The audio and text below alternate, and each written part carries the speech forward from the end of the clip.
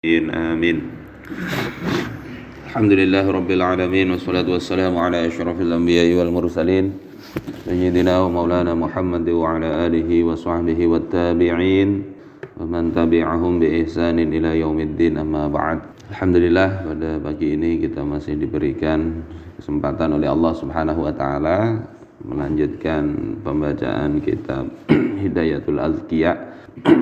Sedikit-sedikit mudah-mudahan Allah bukakan pintu kefahaman bagi kita, dan Allah bukakan juga kemudahan untuk mengamalkannya, amin ya rabbal alamin.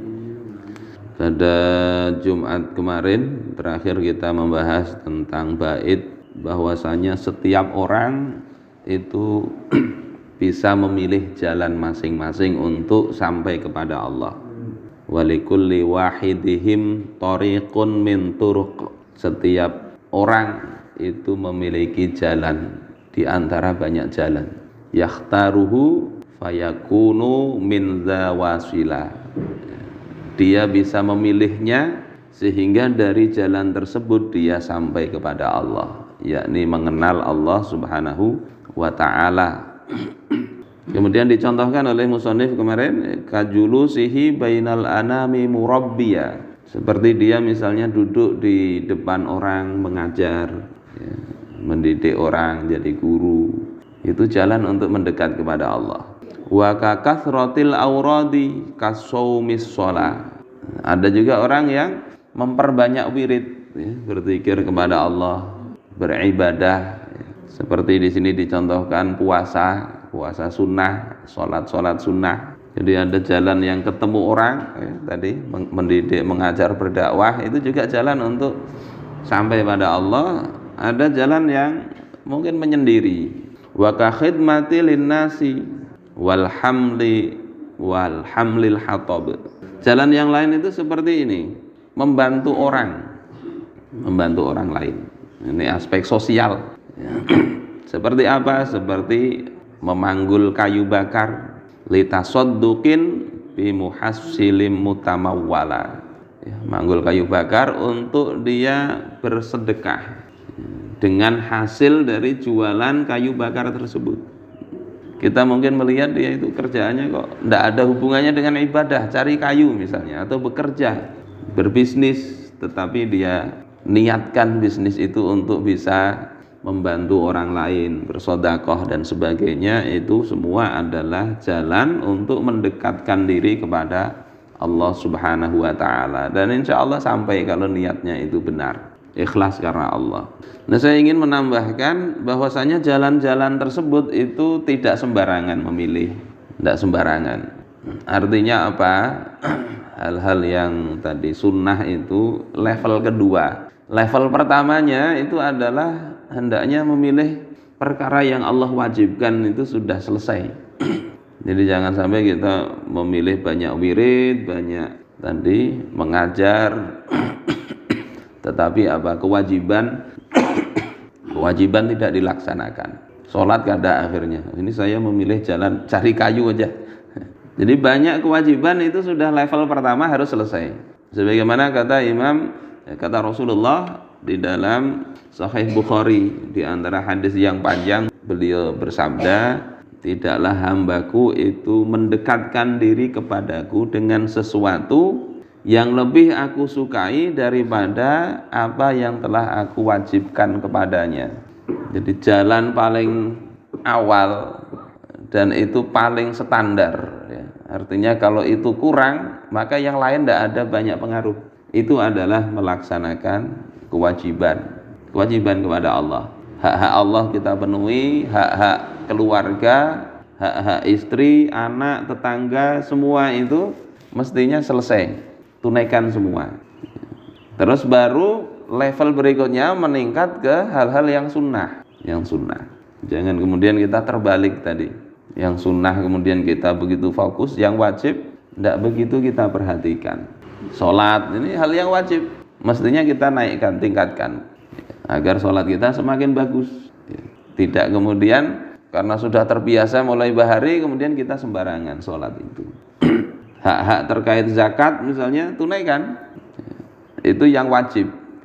baru menginjak ke hal-hal yang disebutkan di dalam kitab ini yang istilahnya nafilah atau sunnah. Termasuk yang nggak kelihatan.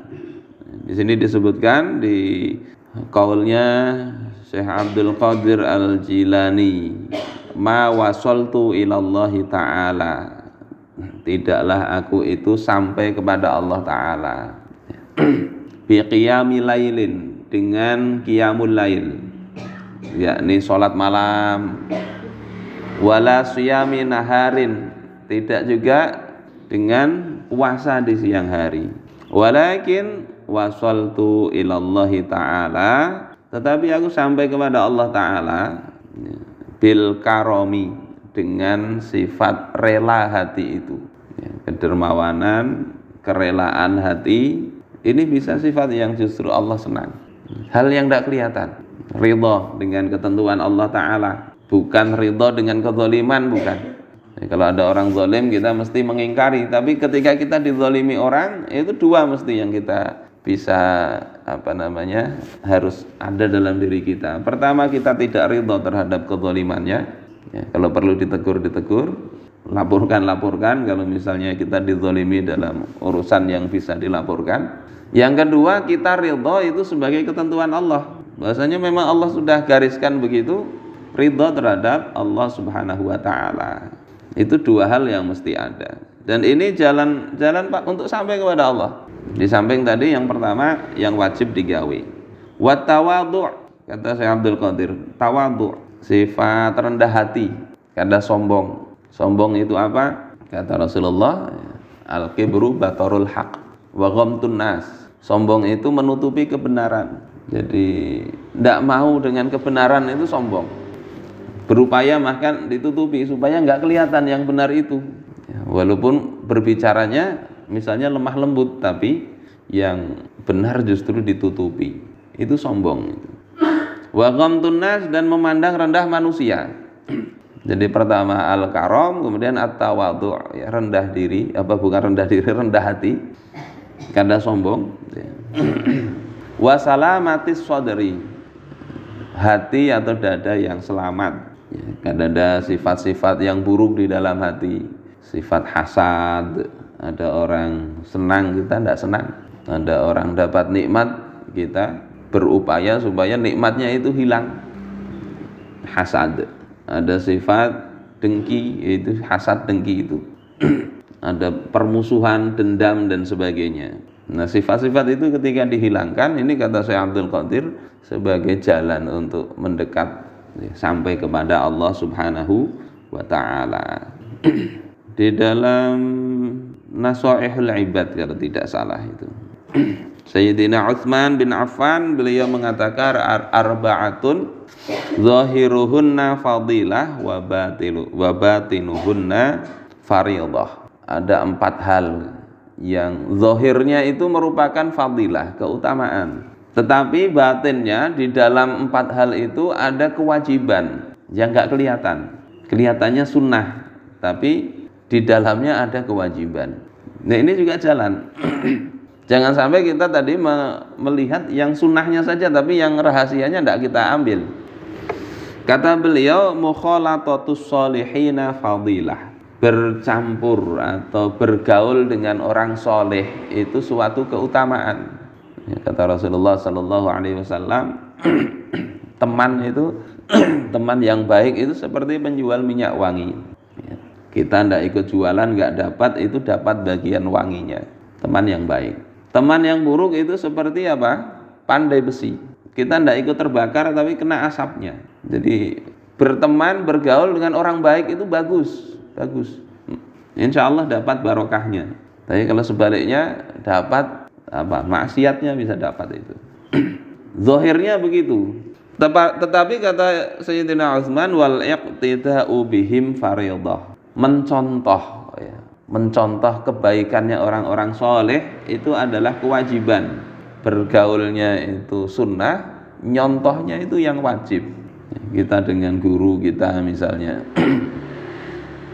dan Allah rahmati beliau, senang datang ke pengajian sidin, itu bagus, sunnahnya begitu.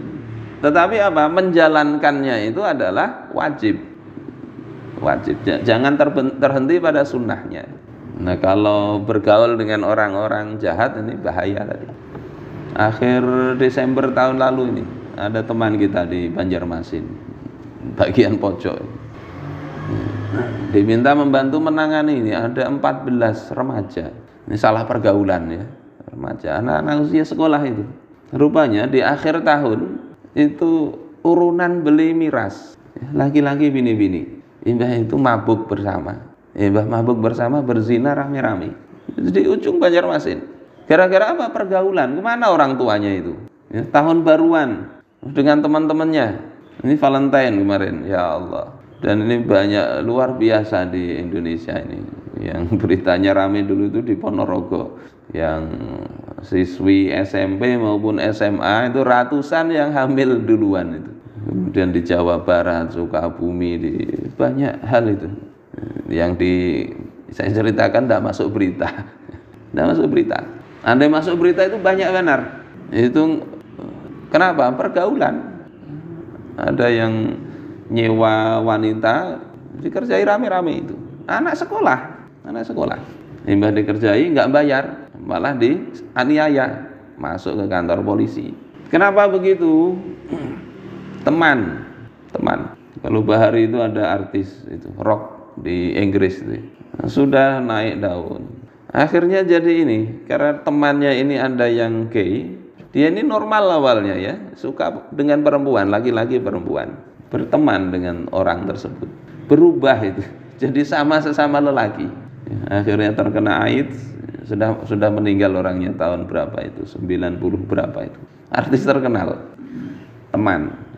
Maka bergaul dengan orang soleh ini sebuah fadilah, dan itu juga jalan yang bisa dipakai untuk mendekat kepada Allah.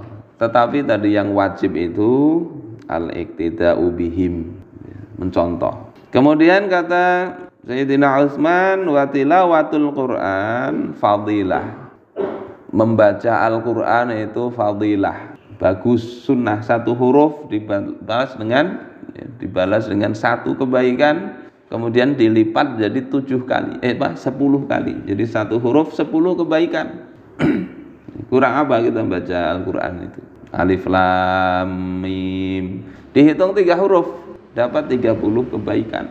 Luar biasa. Tetapi kata Sayyidina Utsman, wal amalu bihi fardhah, mengamalkan yang dibaca tadi itu adalah kewajiban. Jadi jangan terbalik nanti, yang wajibnya justru tidak dikerjakan, yang sunnahnya dikerjakan. Mestinya sunnahnya dikerjakan untuk juga bisa dikerjakan apa yang kita pahami, apa yang ada di dalam Al-Quran tersebut. Kemudian wa ziyaratul kubur fadilah, ziarah kubur banyak kan, bahkan ada travel ya, ada teman kemarin ngawani ibu-ibu ziarah sana kemari. Ya tidak salah, bagus untuk mengingat kematian ya, mengambil fadilahnya. Tetapi ada batinnya yang mesti untuk kita perhatikan lebih jauh, yakni kata Sayyidina Utsman, wal isti'dadu lil maut fardhah, menyiapkan diri untuk kematian itu sebuah kewajiban. Jadi ketika kita ziarah kubur, kita sadar betul kita juga akan masuk ke situ. Makanya di dalam salam ketika kita masuk kubur itu kan ada kalimat wa inna insyaallahu bikum lahiqun, dan sesungguhnya kami insyaallah akan menyusul kalian. Itu kan salam kita kepada penghuni kubur. Sehingga itu bukan sekedar di lidah sebetulnya, tapi dalam hati kita tahu betul kita bakalan masuk ke dalam kubur, dan mesti dipersiapkan. Karena di sana itu kadangkala bebulik, amun bisa dikubur itu bebulik lagi, ada yang kurang, ambil lagi. Kalau kita pergi ke Jawa atau kemana gitu, ada yang kurang bisa kita telepon, kemarin ketinggalan, kirimkan lewat paket, mudah. Tapi kalau di dalam kubur, jangankan mengambil, memberitahu saja tidak bisa. Nanti saya kalau mati, Anda katakanlah handphone lah isi kuotanya. nyaman karena di dalam kubur, kalau ada kurang kirimi. Tidak bisa begitu.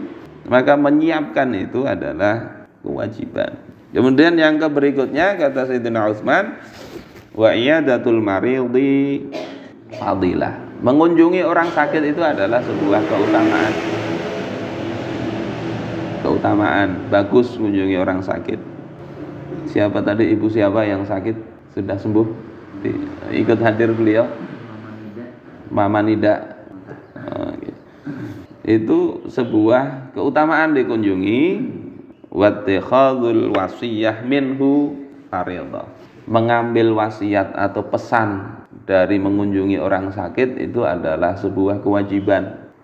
Kita melihat Mama Nida misalnya operasi mata, kita bisa mengambil pelajaran dari situ apa? Salah satunya mensyukuri mata yang Allah berikan kepada kita. Bukan mensyukuri sidin sakit, jangan di depan sidin alhamdulillah mata saya sehat. Nah itu kurang bagus. Orang sedang musibah kita alhamdulillah. Tapi dalam hati kita bisa paling tidak lebih menghargai nikmat Allah. Allah berikan mata, kita gunakan yang baik-baik. Semua itu ya, ada yang fadilah, ada yang fardhah, ada yang wajib, ada yang sunnah. Ini semua menjadi jalan untuk mendekatkan diri kepada Allah Ta'ala. Tetapi tadi yang mesti dijadikan standar awal itu adalah yang wajib, sebagaimana sabda Rasulullah dalam riwayat Imam Bukhari tadi. Kemudian musannif mengatakan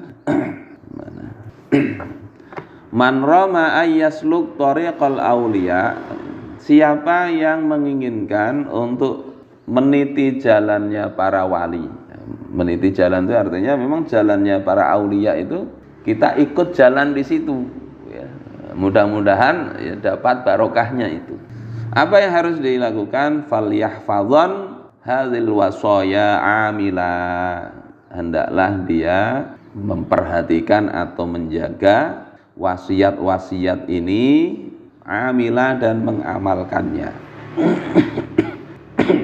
Jadi ini nanti baru masuk pembahasan wasiat atau pelajaran di kitab ini yang ada 9 tangga, 9 pelajaran untuk tadi menjalani jalan para aulia Allah, jalannya para nabi juga untuk kita ikuti jalan tersebut ya.